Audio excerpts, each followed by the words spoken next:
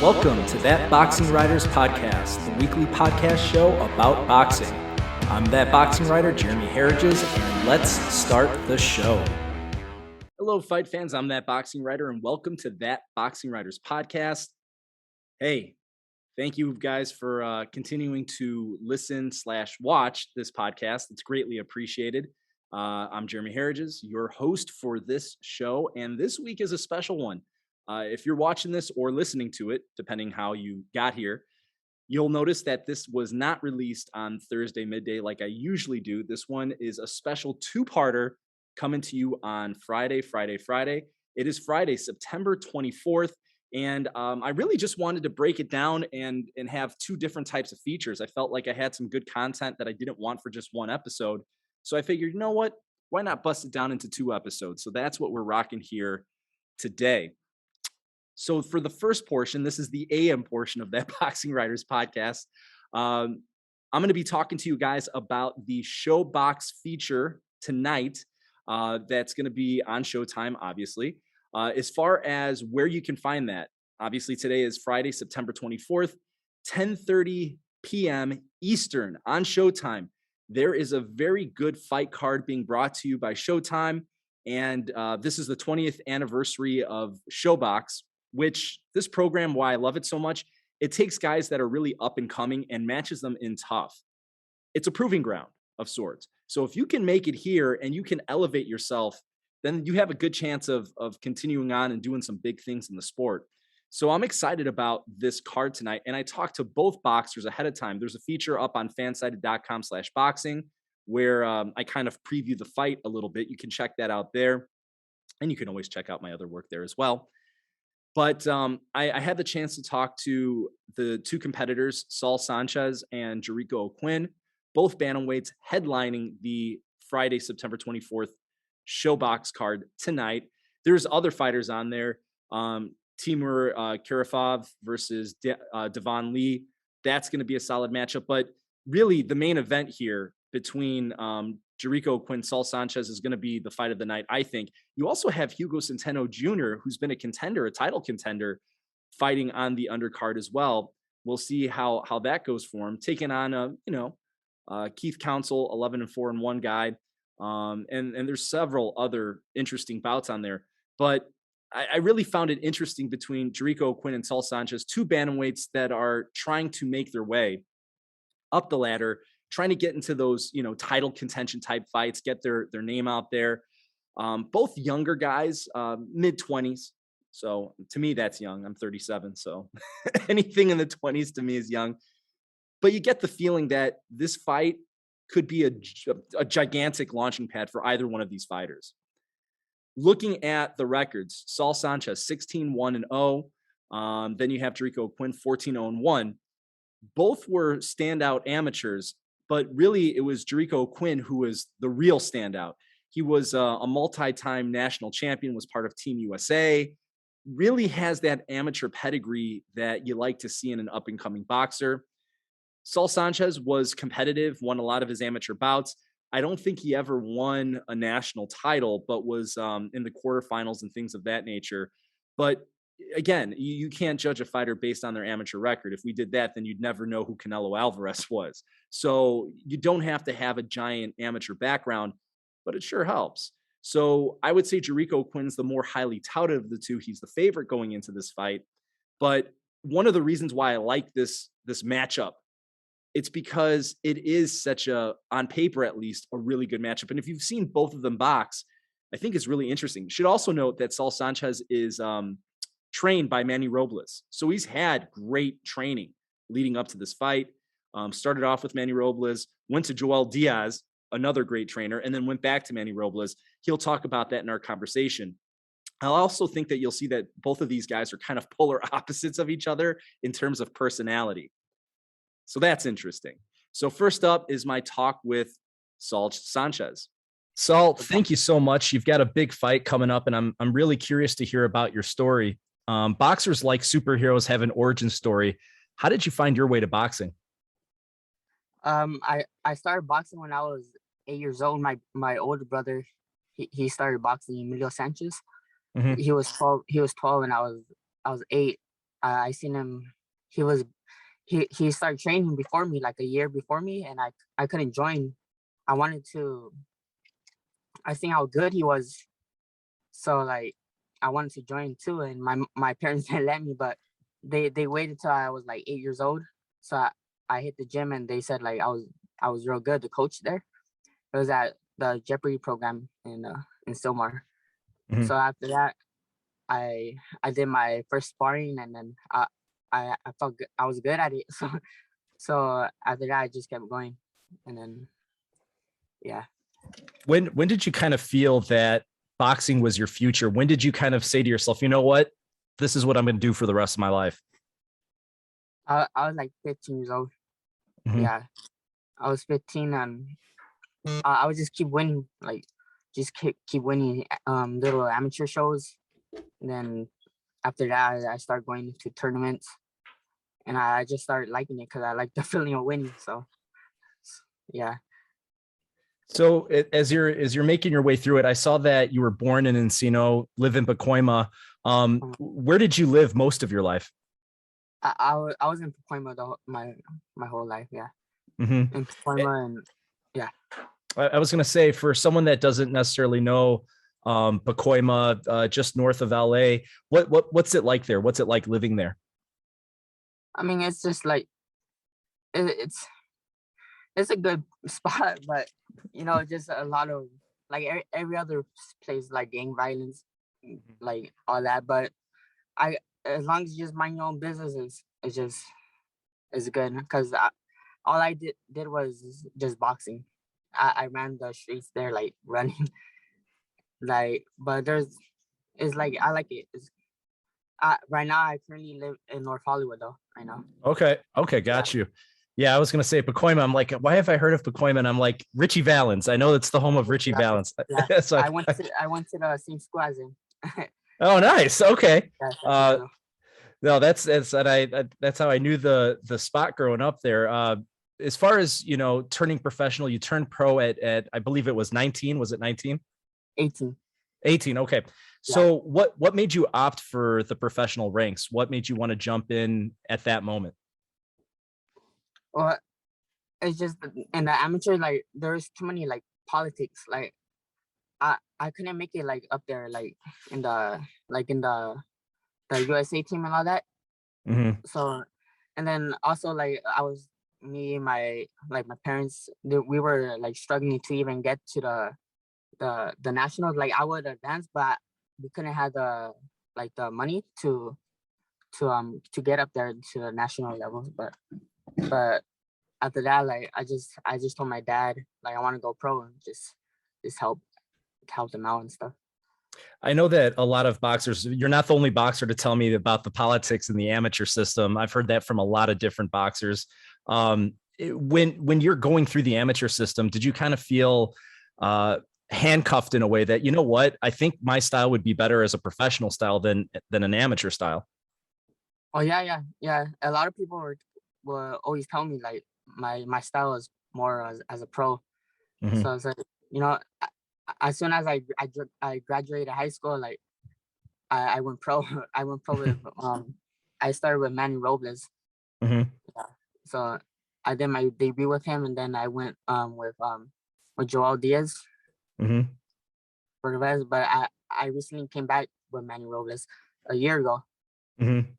and then I had 3 fights with him back. So kind of, I mean, those are two big boxing names, Manny Robles, Joel Diaz. From going back and forth between the two of them, what made you go back to Manny?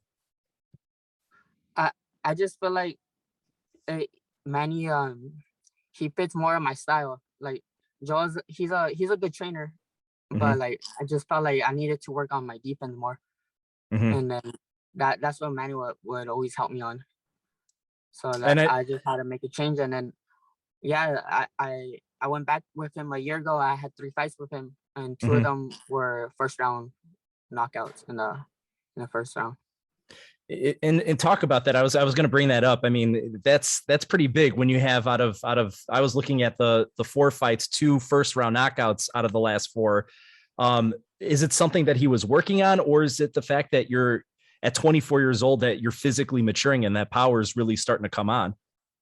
Yeah, I think it's like both, but I just feel more like more loose, like more comfortable in there. Like I put my combinations together and it just all comes together. Like my speed and power, I felt real good in there Mm-hmm. during those two fights. And I know I've talked to many different boxers trained by Joel Diaz, and it seems like he's got like a fleet. Was that one of the things too? Is that it was hard to get one-on-one attention with Joel since he had so much going on in the gym? Um, not not really, but it's like that with every trainer. But Mm-hmm.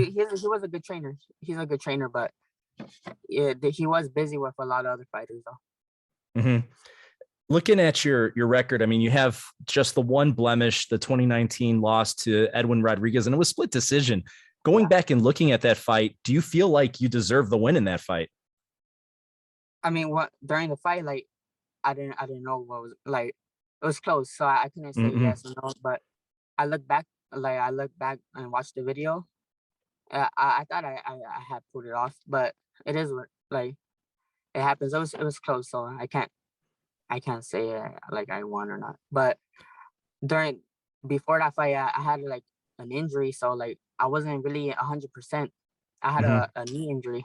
Mm. I had a knee injury, and then I really didn't like want to like fight. I didn't want to fight in that fight, but like Joe, they made me, they made me, and yeah, after that, like I lost. You're going into a major fight. I mean, that's the thing with these ShoBox cards, putting two fighters that are equally matched, and it's amazing how this program that's been going on for 20 years has a way of launching contenders into like superstardom. I mean, we can go to Andre Ward and so many different other boxers that have done it.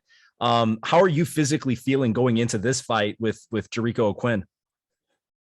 Well, I feel confident. You know, I had a head start in my training camp because I was Mm-hmm. helping Carlos Castro for his upcoming fight in on the undercard of Pacquiao. Mm-hmm. So I was already in shape before I even got. I was already in shape before I even started my training camp. So yeah, I feel good. I'm like 100%, no injuries, nothing. So Mm-hmm. I'm confident in this fight that I'm gonna win. I want. I'm looking for a KO because you know his promoter is. I think they're the ones throwing the show. So you know how boxing is. So I have to make a statement in this Mm-hmm. fight. And also, talking about that one loss, does that kind of stick in the back of your mind that, hey, I don't want it to go down to the judges. I don't want to be screwed over by, someone's opinion or subjectivity. Is that further incentive for getting the KO as well? Yeah, it does because like I don't want to get screwed over by like by the judges and how like his promoter, like you know how boxing is. Mm-hmm. So I just gotta make a statement and just go for the like not. I'm not looking for a knockout, but if I could, then I'm gonna do it. I'm gonna take One him of the out. one of the great things about this fight, I mean, looking at the numbers, I mean, you guys have very similar numbers, even looking at wins and knockout ratings and all that kind of stuff. You guys are very similar to each other in terms of records. What do you think makes you the stronger fighter going into this fight? I think it's just the guy he haven't fought anyone that like that I fought. The guys Mm-hmm. I fought, like I think they're more tougher. His last fight was a 110 pounder. He was backing him up the whole fight. Mm-hmm. So like I can imagine what I'm gonna do to him. So that's why like I'm fully confident in what It like sounds I've been hard. So I'm looking for the KO, like you said. it sounds like you have some good intel on him. How heavily do you study your opponent? How many films do you watch on him, and how much information do you kind of collect? When once they told me his like who I'm gonna fight, I just watched the first round and Mm-hmm. then the last round, like to see how he starts and then how he finishes. So like I don't really keep watching it. I just see how he is, and that's pretty Mhm. much it. Because at the end, like, it's just me and him, and I just do what I gotta do in there. It certainly feels like the winner of this fight is going to go on to very big things. Like this is like, to me, looking at this, it's one of those fights where it could really lead to possibly a title shot in the very near future. Does that pressure make you more enthusiastic about it, or is there something scary about that as well? No, it motivates me. It motivates Mm-hmm. me more to even like to win this fight. Like, Mm-hmm.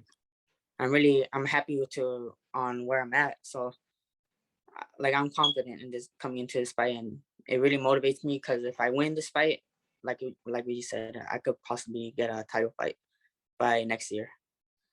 And I was going to say, going back to March, I think I saw comments of you saying that, hey, you know what, I'm ready for these titleists already. I mean, you seem very confident in that. Looking at it kind of like the championship picture, I mean, there's so many great guys in the bantamweight division, whether we're talking Donaire, Inoue, Casemiro. If you had your pick, who do you think would be the guy that you would want, that you really think would be tailor made for you? I think the WBO champion. I don't know how to say it. The Mm-hmm. Filipino. Casemiro. Yeah, him. Uh-huh. That'd be a good fight. We both like to like go heads up, so that'd be a great fight, I think. Well, And you got. Mm-hmm. I'm ranked I believe number 12 in the WBO. So Mm-hmm. so I think I deserve it. Well, you got this big matchup coming up. Yeah. You seem very prepared. Friday, September 24th, ShoBox. I'm looking forward to it. Saul, thank you so much for taking the time to talk. Thank you too. Great talk with Saul Sanchez. Really nice guy. Now, notice how I said that personality-wise, he and Jarico Quinn are polar opposites. Saul Sanchez, very soft-spoken, kind, but at the same time, you get the sense that he's very confident in his abilities, that he's been well prepared for this moment, and that he's going to make the most of it. There's confidence there, but it's a quiet confidence. Now you're going to see my brief talk with Jarico Quinn, which was very different. Now, we were supposed to have more time. It just wasn't working out. He got on late. I had to go to an appointment. So we only had a few minutes to talk. So it's a very brief conversation, and trying to get a substantial conversation done in like 4 or 5 minutes isn't what you really want, but it's the situation that we had. Like I said, he was held back a little bit, and then I had to just get out of there because I had to go do other things. I had a separate appointment to hit up. So unfortunately, we didn't get to talk that much. Hopefully, we'll get to pick up where we left off and talk more in the future. But for the few minutes that we talked, Jarico definitely made it interesting. Confident. He doesn't hide or hold anything back. He tells you exactly how he's feeling. So when I asked him how he compares to his opponent, Saul Sanchez, he had some colorful words. There are some curse words, and I'm not bleeping them out because I don't have time to do that. So, buyer beware. He's going to curse a few times in terms of his opponent. I found it entertaining. So here's my talk with Jarico Quinn. I'm doing good. How about yourself? Good. Thank you for taking the time. I'm going to jump into it. I have to take off in a few minutes, but as far as this upcoming fight with Saul Sanchez, I'm curious, how closely have you reviewed his past fights, and what's your assessment of him as a fighter? Me and my coaches, we looked over him or whatever. That boy in trouble. That's all. That boy in trouble. I mean, he gonna get fucked up. As far as like your backgrounds, when you take a look at his record, maybe not some of the strongest opponents, do you feel like it's your amateur record that sets you apart from a guy like Saul Sanchez? Yeah, I mean, that and our pedigree. We two different motherfuckers. You know what I'm saying? I'm just a better all-around fighter than him. Obviously, people see the way that they want to go through fights in their head. As far as how this one plays out, do you see this as a scenario where you box the socks off, or do you see this ending in a knockout for you? Both. Because I'm gonna box the socks off, And shit, the more he come forward, the more he gonna be open to get hit. And then eventually one of these bitches gonna put him down. You know? Based on what you've seen from him, do you consider him one of the strongest opponents that you fought so far? I haven't been in there with him, so I can't really say that, but maybe, you know, it could be. I don't know. I don't really care about that, because at the end of the day, I'm worried about what I'm gonna do. You've experienced ShoBox before, but this seems a bit different. I mean, you're the headliner. This is a fight of, obviously on paper at least, someone that has a record comparable to yours. Do you really feel like this is like the penultimate into like a giant fight going forward? Yeah, because it's like my graduating stage, you know? So this is gonna line up for all the bigger opportunities. And do you have like a time frame in your mind of when you see yourself fighting for a title?